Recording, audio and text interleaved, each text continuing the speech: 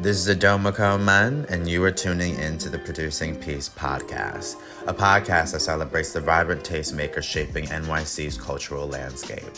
From artists to activists, we spotlight individuals driving positive change and shaping the future of our city.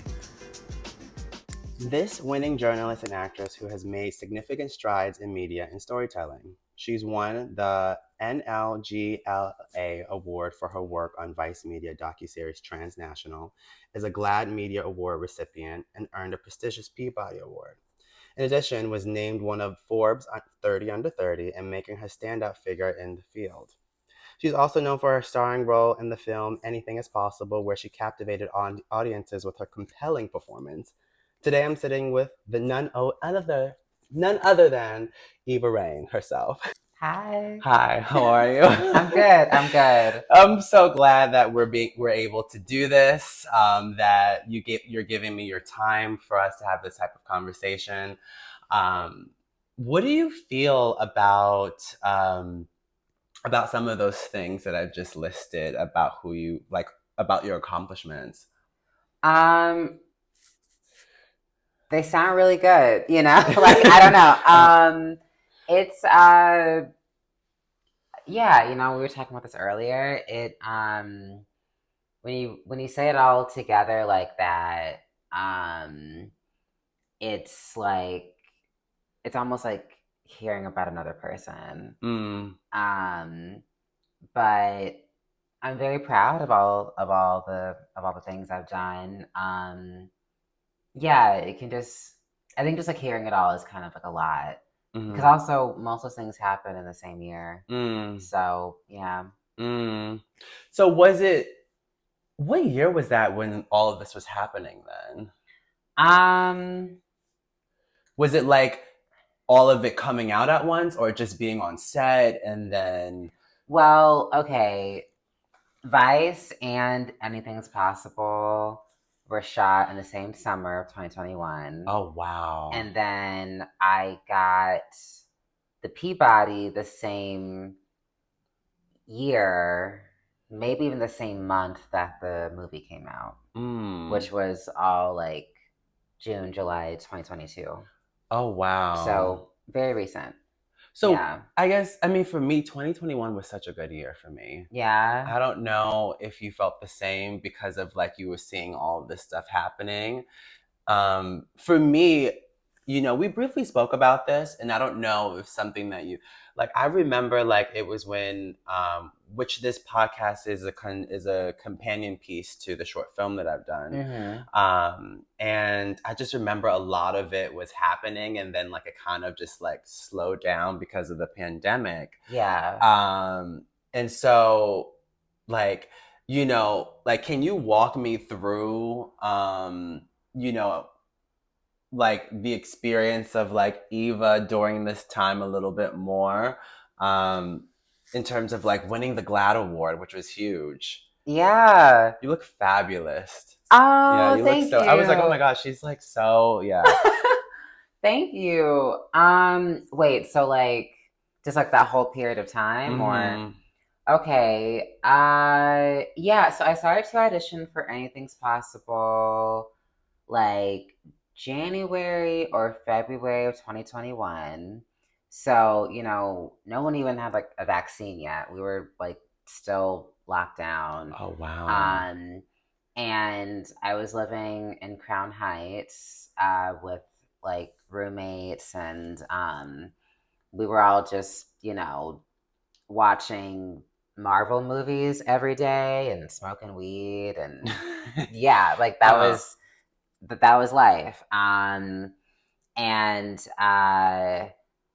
yeah, my friend sent me a email about the movie because I didn't have a manager, I didn't have an agent.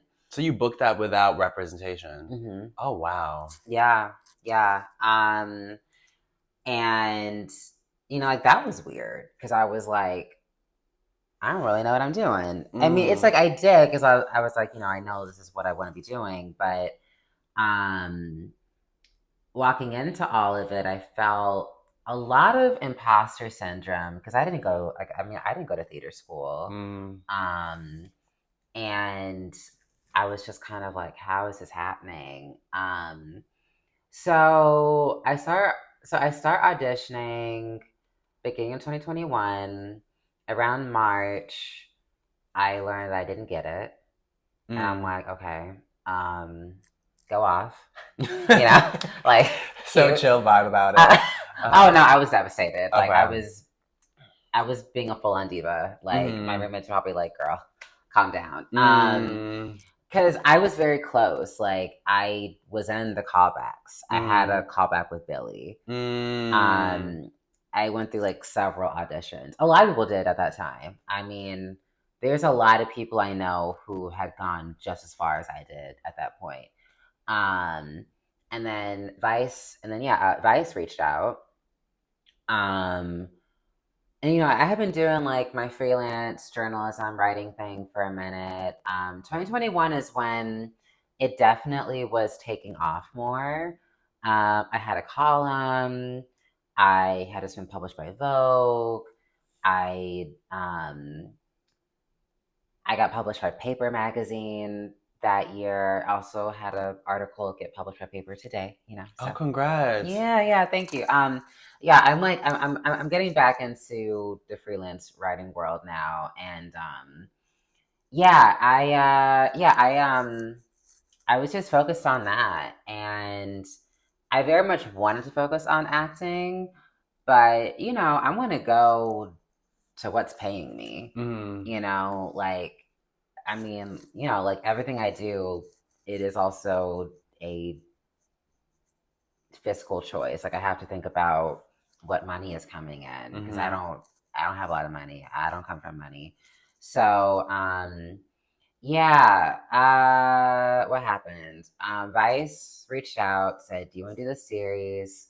We want this series, at least the first episode of the series, they really wanted to censor my voice. I had never had that before. I'd never had a project where I would be given that much license. And I was like, this is really one of a kind. And so I got to come on as a producer, as a writer, as like a host. How long was that process for? Because you got to go to Detroit.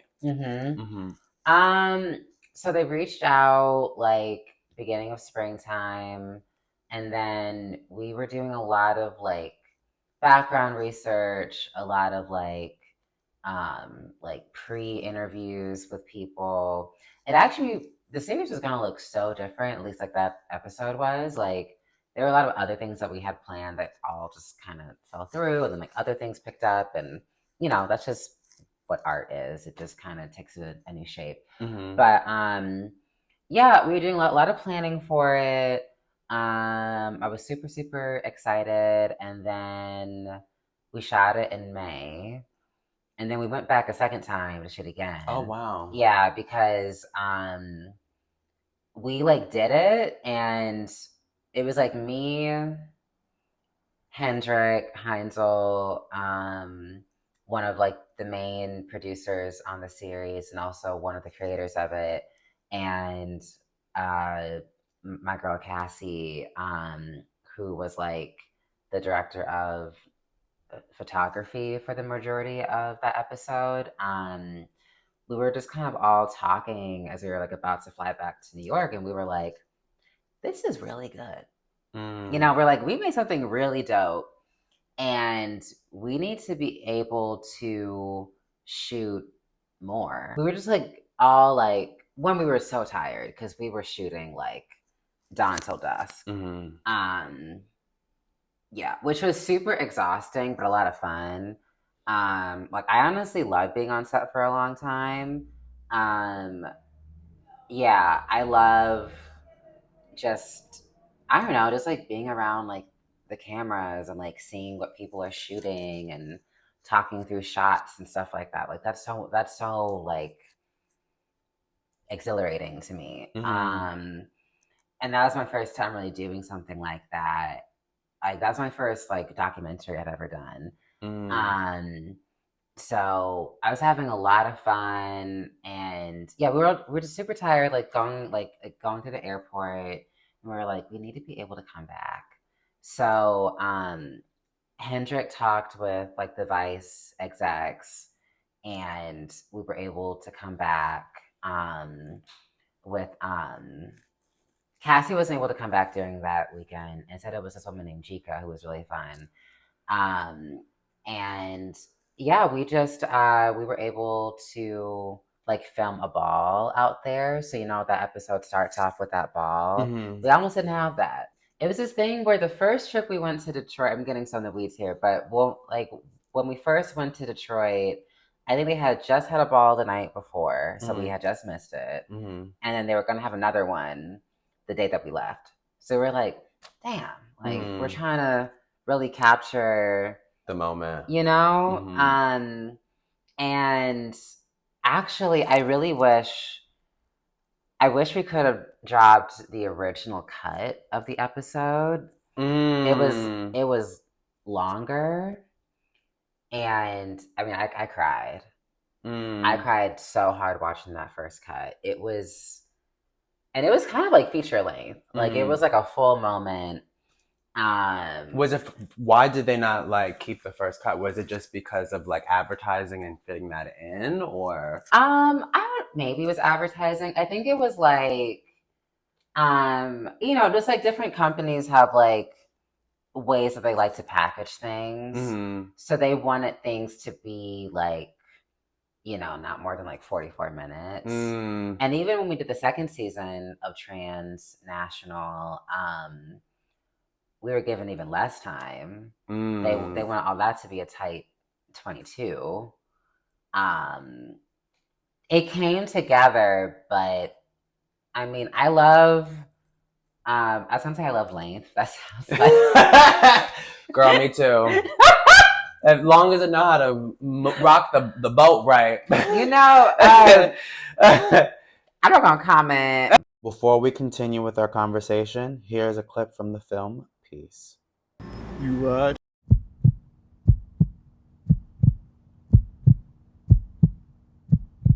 Always, into the day I die.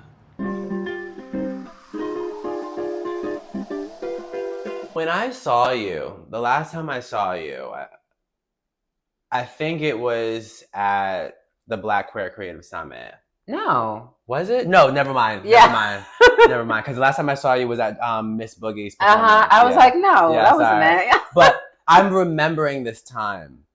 I remember when I saw you at the Black Queer Creative Summit. And I don't want to say her name because I don't know if this is something that she wants to, and I don't want to speak to your experience either.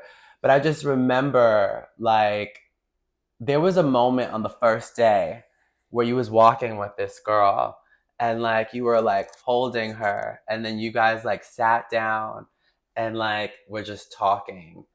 And I just felt the way how it was just kind of like, yeah, you're my homegirl, we're girls together, we're the girls, and we're gonna have a conversation. And I just, something about that, because you both felt so delicate, and you both felt like, it seemed like she was like asking for advice on something, I don't know. And you was just sitting there listening and ready to like talk to her. And so I say all this to say is, do you feel like there's like a sisterhood within the woman of trans experience community? Absolutely. Yeah. Oh my God. I love her. Yeah. I love her. I don't see her enough. But actually, we were supposed to get dinner. I gotta text her. But the way how you guys, and I remember I might have just been like, I see y'all look so cute. But like, I just remember seeing how you guys, like how you kind of like ushered her in and you sat down with her. And it just feels like, if anything, I feel like she was ushering me in. Really? She's fierce. I mean, you both are. Oh, okay. You both are, but it just, it felt like it felt like you guys didn't know each other, but you knew each other. Yeah, we don't know each other as well as we want to, because she lives uptown. And you know how it is. I know. When you know someone in Harlem and you're in Brooklyn. Yeah. Okay. Yeah. What's the scene from Reno 911? Them continents don't meet. It's that. And he's like, why don't you want to be with me? Oh my God. You know what? Speaking of like cinematic like television. Like I'm like you've mentioned Just Another Girl, Just Another Girl on the IRT. My movie. I remember seeing you post about that movie because I'm always into like a good hood movie. Yeah. A good, and I remember you posted it and then I was like, I have to see what this movie is about. Why does that resonate so much with you and your character? Because you was like, if you know this movie, you're going to know a little bit about me. That's what along the lines you said. I said that. It was something, it was like, you know, like this movie is so good. Like you need to watch this movie. I can't believe you remember that. Because I'm a movie buff. Yeah. And like I pay attention. Like I also am very interested in culture and your culture. Thank you. You are, yeah. Oh wow, thank you. Mm-hmm. Okay, so I learned about that movie from my girl Diane. Mm-hmm. I met her in college, but she's from Brooklyn, born and raised, Crown Heights, Guyanese American, and when I met her, we met like the first week of school in like a dining hall. Because like I kept seeing her just like looking at me and smiling, and I was like, "You being shady?" I was like, "Why you like? What is this?" And one day we finally spoke, and I was like, "Oh, you're nice," because I didn't know what it was. I was like, "Why is she looking at me like that?" That's just the St. Louis coming out, I guess. But I heard her talking, and I was like, I haven't heard that accent before. I was like, where are you from? She's like, Brooklyn. I was like New York City? She's like, yeah. And I was like, because I'd never met anyone from New York before. Really? She was my first person that I ever met from New York. That's so fascinating. I always wanted to meet people from New York. I was like a big Tumblr kid. And I would always like follow like because like those like like back in like the early 2010s. Yes. All of the famous Tumblr kids in New York. Yeah. You probably running around with them, weren't you? I just did an interview with this one girl who was one of those girls, Danny Faye. And she mentions like I'll send like the episode's gonna come out in 2 weeks, but she mentions like hang out with Beyonce and Drake being a DJ at the party, and I'm just like, wow, and that was that era. That's a throwback. So yeah. This is during like the self-titled album era of Beyonce. I didn't even know that Drake DJ'd. Like me either until she said it because it was like that time, like it was like Tumblr time. So when you mention that, it's like Justine Skye, like Luca Sabat, like all those people. So when you mention it, I'm like, that's so funny. Yeah. I wanted to be in that world so bad. Like so badly. And yeah, it's funny now. I know so many people who were in that. Like people who I was like stalking them on Tumblr or Instagram or like they're like SoundCloud pages. Miss Boogie. That was the last time I saw you. Yeah. No, she's someone who I definitely was like following, and it's very surreal to now be in community with all those folks. I feel like I moved here right at like the end of that era, kind of. Like sort of, I don't know. Like I would see a lot of those people in the club still, and like I feel like the Brooklyn nightlife scene that I was initially a part of doesn't really exist anymore. Really? Not in the same way. Okay, because like I mean, we mentioned this before. Like I'm not much of a Brooklyn person. I'm more uptown. Yeah. We're Brooklyn today. Right. But like, so do you feel that like Brooklyn nightlife is going in a different direction than what you like? Where do you see the direction of that right now from your perspective? I mean, I feel like it's slowly coming back. I'm not really outside like that anymore. Okay. Like I was a wild child. I was a child of the night. I really was. I was outside every night for a long time. And after a little bit, I was like, is this what I really want to be doing? Like, you know, just like, what do I want to focus on?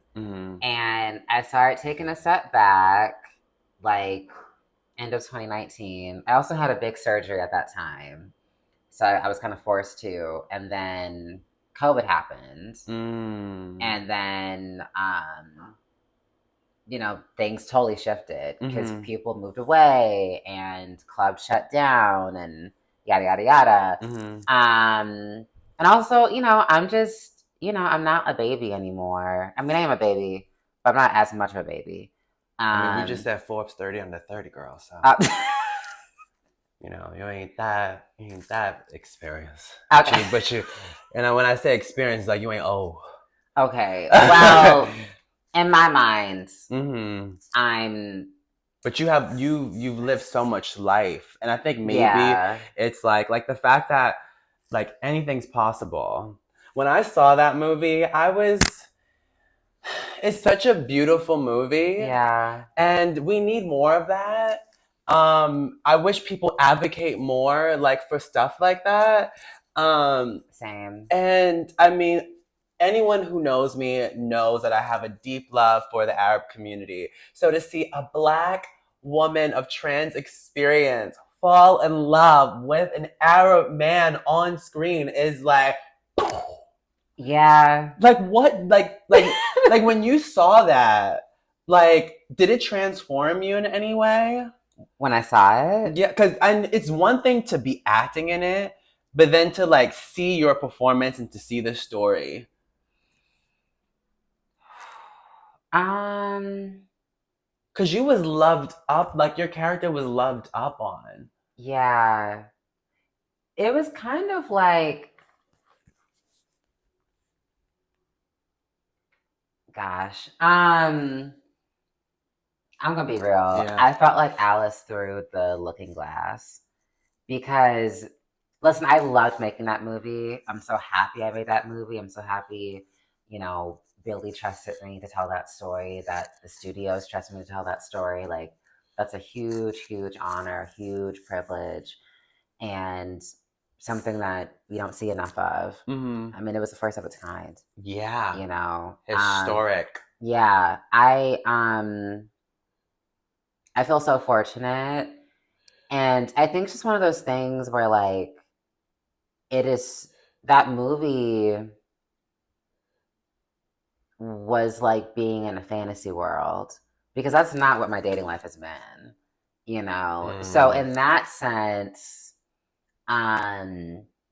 it was difficult because, yes, I'm playing this character, but it's so close to home that I have to pull from my own experiences and my own self in order to keep fleshing the character out. And also, that's how I was being directed. Like, when me and Billy would have conversations around it, when I would talk with other people in the cast, and we were like, just like building out the emotional arc of our characters, I did have to give so much of my own experience in order to really contextualize it for people, because I was the only trans person in that cast. More often than not, I was the only trans person on set. So that I also kind of had to be like the educator on different things. Yeah, which like is unfortunate, but I mean that's just kind of what the business gives at times. I mean, like, we haven't reached that point where there's going to be multiple people of said experience on these big sets. Like, that's just not where we're at. So in a lot of ways, I was everyone's like first trans person that they met, or even the first trans person that they, would become friends with. Not for everybody, because also a lot of people on that set came from Pose. So that was actually really cool. It almost felt like the film was like a part of like the Pose like legacy. Mm. Certain items I was wearing were things that India almost wore, or MJ almost wore, or I think even something came out of Candy's closet. You know, so yeah, because I mean, you know, the film, it was not a high budget production, so the costume designer, Anna, um, she was like pulling things out of her closet, like vintage pieces that she had like never used before. Um, like, you know, they were like hand stitching things for me. So, like a lot of that stuff was like custom made. Um, I'm getting off track, but yeah, it was interesting watching it just because like leading up to it, I was doing all these interviews talking about what this film means for the community, what it means to me. Um, and you know, I always try to answer things as honestly as I possibly can. As you should. Yeah, like Also, you're a Gemini girl. I am a Gemini. You know, we're very forthcoming. You know, people think of Geminis as like liars, and I'm like, that's not the case. No. Geminis they tell it like it is, even if they're wrong.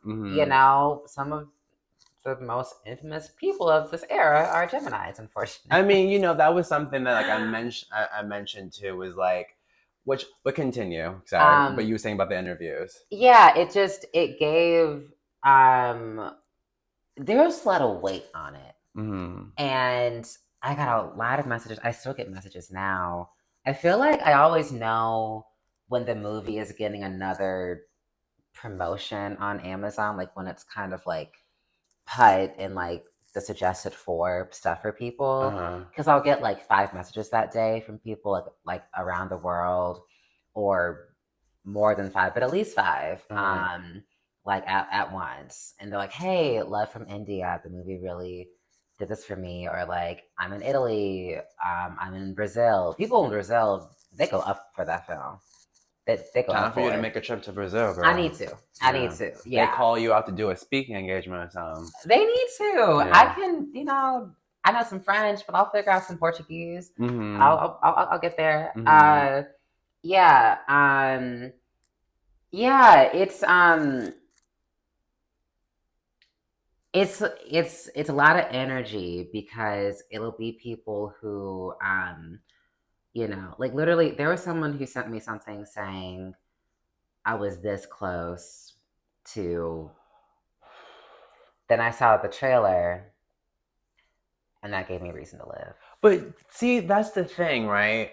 Because some people will argue about these type of stories, right? They would say like, that won't happen. But that gives influence for it to be possible. It does. And, you know, I feel like life imitates art a lot. Yeah. And people are so conditioned with the idea that, you know, oh, it's like we're living this human experience. And because we live this human experience, we're going to experience good things. We're going to experience bad things. But it's a matter of where we land. And we don't always land at the bad part. Yeah. And so that was why that movie was so important to me, existing as an ally to the trans community. Yeah. Yeah. Yeah.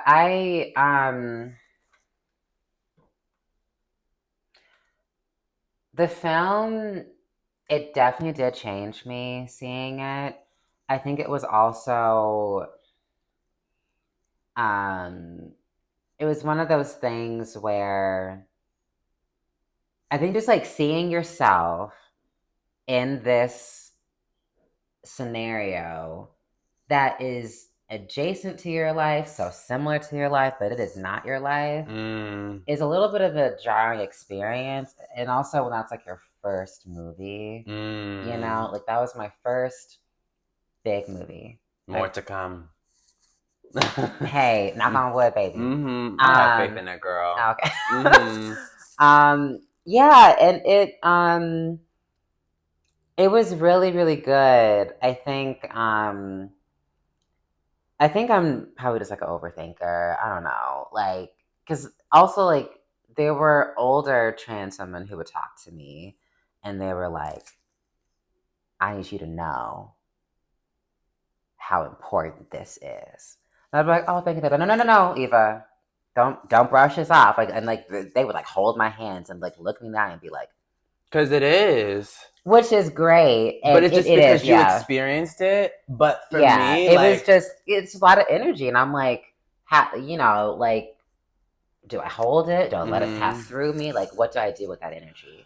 Yeah. I mean, yeah, I guess that is like the difficult part of like, what do you do with that? But I just remember seeing, I was like, oh my God, we worked together in the Pantene commercial, and now you're doing like this big film that tells such an amazing story that's historic. Yeah. You know, and like, I mean, and I'm not saying this as, you know, a queer person or whatever, but like a lot of those stories don't get to be told often, you know? And so like the fact that like it was told was like super important. Yeah, I mean, and that's also what I'm so grateful that the film came out, because there's a point where I didn't know if it was going to come out. Really? Yeah, like it was just kind of like being like delayed. There are a lot of like edits they were making to it and stuff. Like initially I don't know if this is official, but a lot of rumors that we were going to premiere at South by Southwest. Oh, wow. And originally it was slated to go into theaters. So I just didn't know what was going to happen. And I was like, is it going to come out? I had a feeling it was going to be on Amazon Prime because Amazon had just bought out the studio. So I was like, I feel like it's going to be an Amazon movie, but I don't know. And I was just told it was going to drop on Amazon Prime. I didn't know that it was going to be an actual Amazon original until the day the trailer dropped. And all those accounts followed me and were tagging me and stuff. And I was like, oh. I was like, oh, this is... Yeah. I was like, we really doing it today. So it was just like one overwhelming experience after the next. And like I think if you watch me in some interviews, I'm like laughing so nervously because I'm just like freaking out. I'm like, I'm gonna go to America. Yeah, you were on Tamara Hall. Tamara Hall, baby. I almost passed out walking. Like when those doors opened, I was like, that's not what I saw. And that's okay. and this is what like fascinates me about you and a lot of Gemini women. Really? Because, okay, so one of the characters in the short film that I did for this companion piece, obsessed with her. Naomi Campbell, you know, like Marilyn Monroe, you know, like there's so many like fascinating Gemini women. Laverne Cox. Yeah, I guess she's a Gemini, yeah. Like, what makes y'all so... I don't know, like, what is it about you guys? Once again, I am not a Gemini. What's your sign? I'm a Libra. My birthday was 2 weeks ago. Happy birthday. Thank you. And I'm just like, what? Like, I don't know what it is, but like, you guys could, like, you women do things. And I'm just like, if I was a straight man, I feel like I'd probably be with a Gemini woman. Libra, Gemini, yeah. We're airy. So what makes you, from your perspective, like what would you, like can you describe the Gemini woman experience? The Gemini woman experience? I don't know. I've met so many different types of Gemini women. But I think at the end of the day, Geminis, we just kind of roll with it. Okay. I think that's what it is. Like, there could be like 1,000 things going on, and we're just kind of like, anyway, child. You know, and we will just step out, do our thing. But we're thinking 1,000 thoughts. But yeah, people just don't see it ever. Yeah, because I am almost always like a very like anxious person. People just don't read that on me ever. Very seldom do people actually pick that up. But I don't know.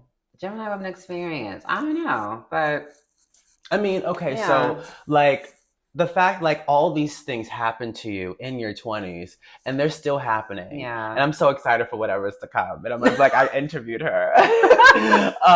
And we've got to do other things together, you know? Like even just the fact that like you did this shoot. It's so interesting from you being a writer to then being a cover girl for them and then working with Laverne Cox and MJ. Like, can you talk about what that experience was like? So that was interesting. Just like the lead up to it. So, okay, so Sarah Burke, who is the editor-in-chief of them, actually, she's the one who hired me for the Vice documentary. At the time, she was one of, she was like supervising producer, executive producer, something at Vice Media. I don't know. But she was up there, you know, she's a bad bitch. And she emailed me and was like, do you want to do this project? And, you know, we become friends. I literally just had coffee with her partner yesterday to talk about this project that I want to work on. And basically, after I got back from filming Anything's Possible, Sarah told me, Eva, I want to talk to you because I think I might get this job at them. And I was like, oh, cool. Like, what job? She's like, editor-in-chief. And I'm like, oh, like, the job. I was like, okay, girl, go off. And so I was telling her about, you know, just like what it was like to work for Condé Nast, and I said, when you get this, you're putting me on that cover. And she was like, okay, yeah. And I'm like, bet. And I didn't think she would actually do it. But she did. Manifestation is a thing. Wow. Like, I just said, you're putting me on that cover. And I was her first cover star. Wow. That was the first cover shoot that she ever did as editor, I think. Well, wait. They did a shoot. Yeah, no, I was on the first set of the covers. Yeah. Wow. Yeah. Wow. Yeah, I just like claimed that, which was great because I didn't have a publicist during the press tour for Anything's Possible. So a lot of the press that you see was either the movie people doing stuff or people that I just like knew from my media days, like reaching out and being like, hey, we're going to get you in this, we're going to get you in that. But a lot of it, I think, was just kind of like word of mouth and people being like, we're going to support Eva. Like even me getting verified was like someone I used to work with at Condé who now works at Meta, who was like, oh my God, you're starting a movie. Let me get you that blue check mark. So yeah, so there's like a lot of community. Really. Yeah. Which we were just basically talking about, like, which is important to like have because, you know, more than ever, it's what helps us move forward. Absolutely. Wow. And so, and then like, so, because I saw a photo with you and Laverne Cox and MJ. So then, what happened there? We were supposed to do a joint cover. Okay. Yeah, I don't know why we didn't. Okay. I'm really sad. Because we were all on set at the same time. I think it was just like a timing thing. MJ had to leave, and we just didn't get the chance to shoot together. Yeah, which would have been iconic. Yeah. Would have been iconic. It's gonna happen. Yeah. It's gonna happen. It will. Like, you literally called being on the cover. Like, what else are you gonna call? No, and it's crazy because like I still freelance for them sometimes, and I'm like, and I was a cover star. Like that's like the weird thing about being on like both sides. Like, yeah, like different brands that I've written for would then interview me, and I was like, this is strange. So well, you're writing the narrative of yourself, you know, to a degree, like, and that's what you're doing. Yeah. So and just how like Janet kind of was like a beacon for you, you've become that for so many. Girl, when your book comes out, Your book come out. I'm gonna be just because it's so important to support one another. Yeah. You know, it's so important. So like then like what keeps you motivated then as an artist because of like all of these things that you've been through in terms of like, you know, like the good, the bad, like there like what continues to motivate you? Because I'm sure that's gonna help other people like get their wheels going. What continues to motivate me? You have to see it. You have to see it for yourself. And there are periods where I don't see it for myself, where I'm like, I don't know. You know, like I, I mean, when you're doing something like big, whatever big means, when you're doing something big, there could be a lot of people in your ear saying, well, you're about to be at the Met Gala.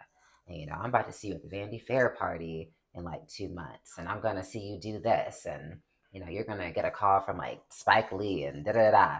And all those things will happen for me. They will. They are happening, like in the ethers. They are happening, and It's already done. It's done. Mm-hmm. That said, it takes a lot to get to that mindset. It takes a lot to keep that mindset. I think having good friends around makes a huge difference. Having my mom. I was on the phone crying just last week because I was like, why am I not doing XYZ? Mm-hmm.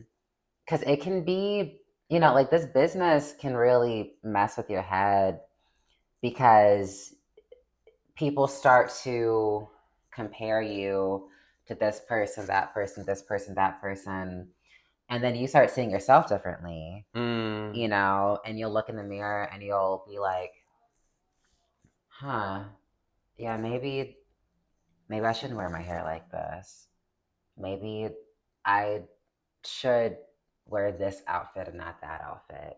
Maybe I should, speak in this way or walk in that way. Maybe I do need more followers online or whatever it is, like all these like things that don't matter, that do not matter, that have no hand even in someone getting cast in something. You know, all these like superfluous things can really start to permeate your own understanding of self. Um, and, if you're not careful, you will completely warp your idea of who you are. And that's a very hard thing to come back from. Um, uh, Whether it's really good things or really bad things, because there are definitely moments where I was like, no, I don't want to do that. I'm too good for that. And it's like, who are you? Like, girl, calm down. Like you better take this opportunity that someone is giving you. Like, what? Like it. I don't know. Like being in this industry, being an artist, period, is a series of um I don't want to say humble because that word is overused and abused. Yeah. But grounding. You have to constantly ground yourself. But you can't stay on the ground. Like you have to still dream of more and dream of that thing you were thinking about when you were a little kid watching cartoons on Saturday morning or going to see a superhero movie or whatever it is. You very much have to hold on to those childlike dreams because they are possible. But you just have to really stay the race. So Such a long answer to what you just. No, because you know what? Like, I'm not only am I acting because I'm curious, I'm acting because I would love to know. Yeah. You know, like from one artist to another, and like it's important to like to be able to keep going. It is. It is. And like most of the time, like it's a marathon, not a race. Yeah. A marathon. And so Yeah. I really do appreciate those words that you're sharing. Oh, thank you. So I guess then, like, what would you give advice to like younger girls right now, to younger to people who are looking up to you? Because we talked about like what keeps you motivated, but what is something that you would give advice on? That guy in your DMs, block him. Oh,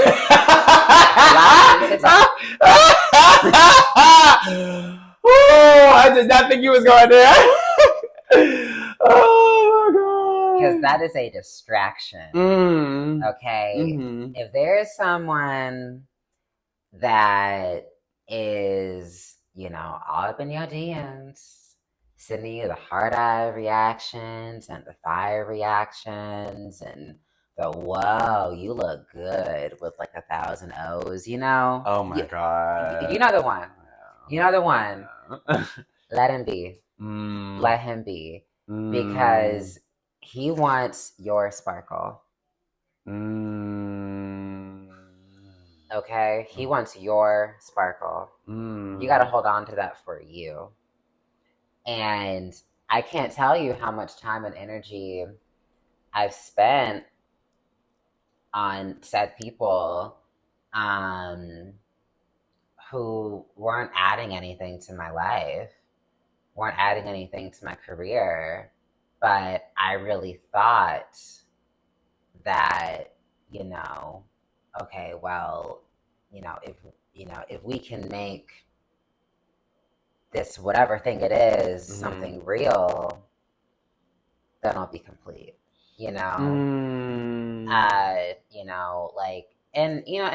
That is like the hardest thing about the artist. Like, we create from love. Yeah. Right? Yeah. Like, that is part of our source energy that is like coming through us, right? Whether you're a writer, whether you're a photographer, whether you're an actor or a singer or whoever, all that is coming from source. And when you are expending all this energy and all this time on people who are not adding to that fire, you're taking time away from working on yourself, and that time is also being taken from working on your art. Because creating is a self-healing process. So if you are doing things that are damaging to self, you're not going to be able to create that well. You're not going to do so great on that self-tape. You're not going to do so great on that shoot. You're not going to feel so great when you walk into that interview or whatever it is. And yeah, and I think especially for people who are new in this industry, and I'm new, so I still have to like check myself on this.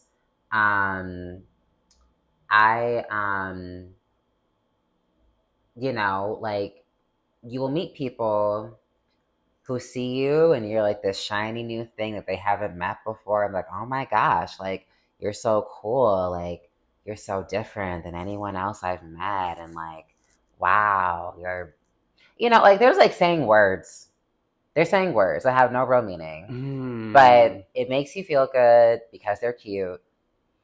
And yeah, I would just say, try not to spend so much time getting caught up with the butterflies with whatever person, unless you really know that this is going to be something worthwhile, But I think you need to focus on you. You need to focus on your career, because also this is a very like youth centric industry. You know, they value youth. Like, and so if you're spending all your younger years chasing this feeling, chasing that feeling, what are you doing? You know, like you got to strike while the iron's hot, and it's messed up that you have to hone in and lock in at an early age. But that's just what you have to do. So block him. Continue being up to date with all things peace by following the links attached to this episode. Thank you for tuning in. Now let's wrap up the show. So I have two final questions. Okay. First one is, Yeah. because of so many of the accolades you have, what does expansion look like for you?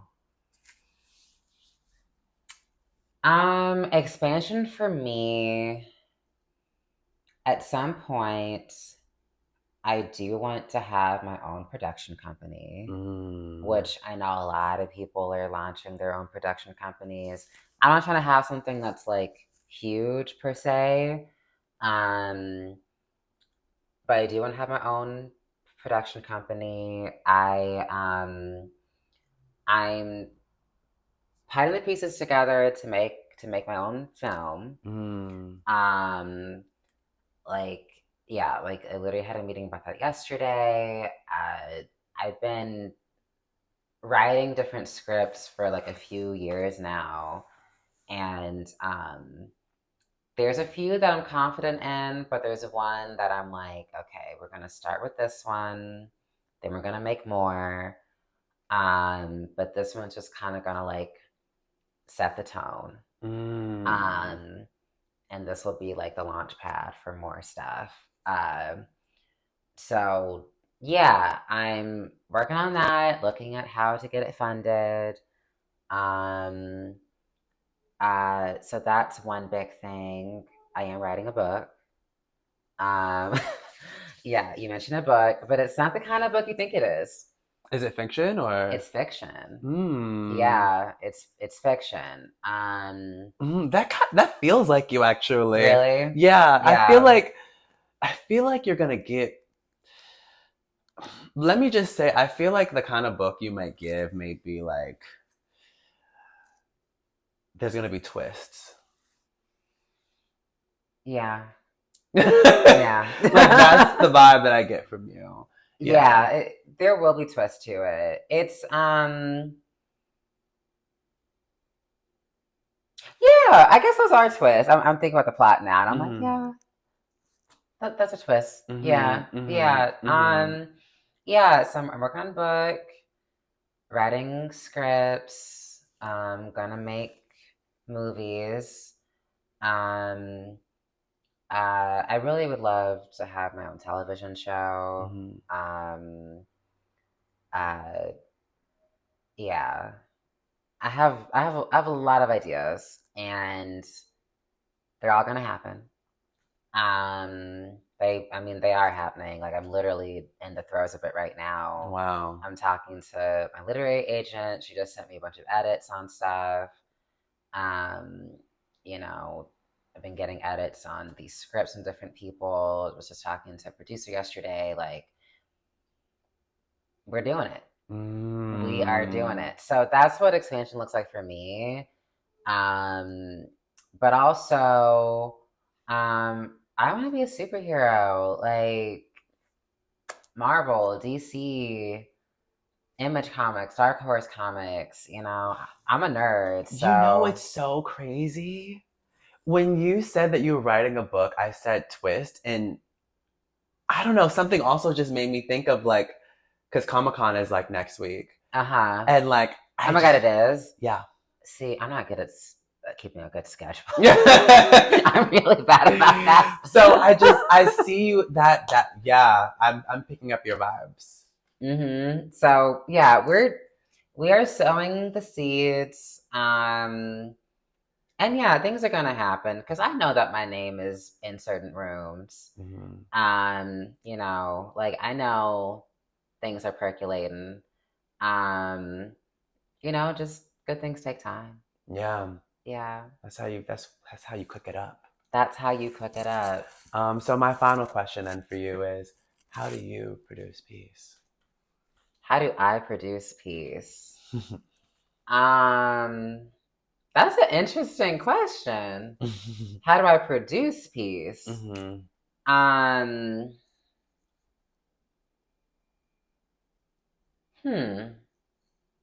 I have to edit this for a timestamp. I'm about to sit here and think. How do I produce peace?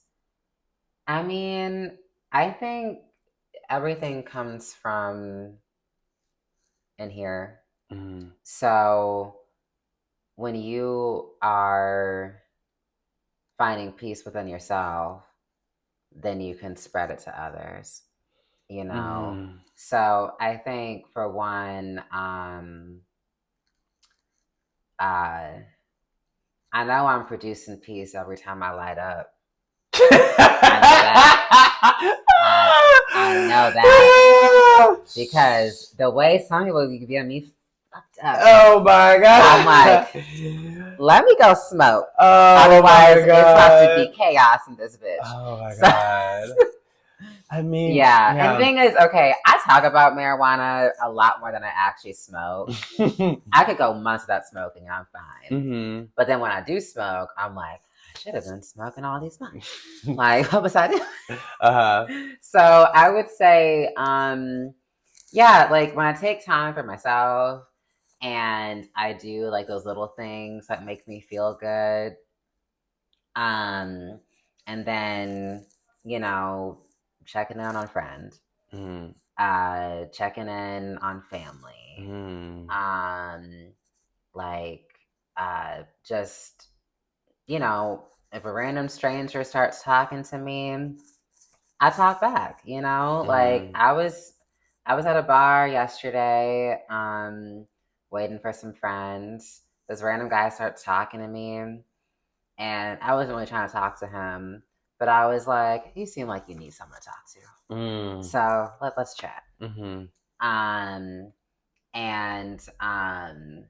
Yeah, he definitely, at one point I realized he was trying to flirt, and I was like, okay, we're going to cut this off now. Block him. Okay. He is not the guy I was talking about. No, not my type. No shade to him. No, I'm just saying, like. But yeah, you know, that's also peace. That's how I'm producing peace because, like I said, peace within self. Your energy right now ain't it. But yeah, I think the old adage of treat others how you want to be treated, you know, like and that sounds corny, but a lot of people are kind of mean, you know, and like, you know, I've met a lot of different people. Like you said, I lived a lot of life, and you know, not everyone is living what they preach. You know, not everyone is practicing that. What's that song by Barry White? Practice what you preach. You know, like that big dude with like the deep voice. I know who Barry White is. Yeah. I know who he is. I'm blanking out because I'm just mesmerized by your Gemini. As you say. By my Gemini? What you mean? You're a Gemini. Like, just existing in who you are as a woman and as your being. So as you say. Okay. Yeah. I love that song. I love like old jazz songs. He's amazing. Yeah. Especially by people like him and like Sade with like deep voices. I have to send you this project I did then because I recreated that whole because of Pantene actually. Really? We'll talk about it later, but like it was just like them checks helped me make that video of Sade. I'm sending it to you. I love her. That's my middle name. Really? Sade. I did not know. Wow. What? Eva Sade Reign. Oh wow. Yeah. Here we are. Yeah. I'm gonna send you. I'm surprised I haven't sent it to you. Yeah, it was. Yeah, but as you were saying. Yeah. So you know you got to practice what you preach. So if you're preaching peace, if you're preaching a more just world, a more equal world, then you need to embody that in as many daily in as many daily interactions as you possibly can. You know, so that's how I operate. And yeah, that's how I produce peace. You know, just little by little. Eva Sade Reign. It was such a pleasure. Yeah, to this be is able, really fun. because it's been so long since we've actually had this type of conversation. Because we were on set where we were just talking it up. That was probably the last time we were actually. Yeah, what was that like? 2019. Yeah, that's a long time ago. Yeah, it was a long time. A lot of life has happened. A lot of life. But you know, for the people who are getting to know you, can you please let them know where they can keep up with you and? Probably just my Instagram. I don't really update anything else. Yeah, some Instagram at MS Eva Reign. That's me.